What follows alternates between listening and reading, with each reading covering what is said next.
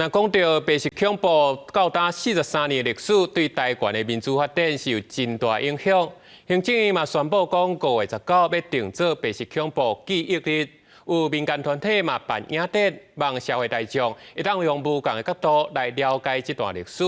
希望会当做伙来纪念威权时代受难者。这边的一个小小的坟墓，我们讲到枪毙的过程里面要付很多钱，对不对？赎回尸体的钱要多少？公务人员3到4个月的薪水。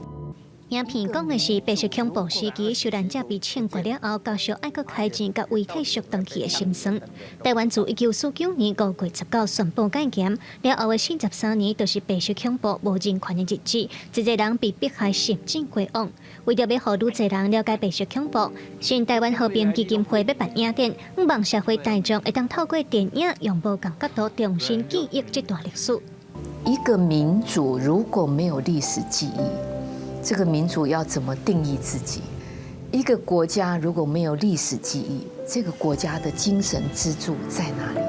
这届影展主要展出的作品，除了1994年经典的超级大国民，记录政治犯柯艺生谈少年时因为参加读册会坐监的过去，另外还有1989年的《金朝天堂》和济新世代导演的作品甲动画电影，都是为着要记忆白色恐怖的受难者和反抗者。基金会表示，电影放刷了后，拢会有座谈会和观众进行深度的讨论。咱白色恐怖这题目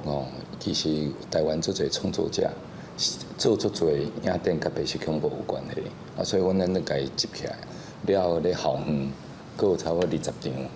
咧校园甲学校的老师甲社团斗阵合作安尼。新台湾和平基金会表示，影展已经伫网络免费开放登记影票，4月26至28会伫公店台北电影馆放送，嘛当地规划要甲影展搬到台湾各地巡回，而且自5月开始，这白色恐怖题材的电影，嘛会伫各地学校放送办讲座，希望台湾的历史教育毋那是教科书内底简单的几撮文字尔。记者卢尚如、郑俊尧台北报道。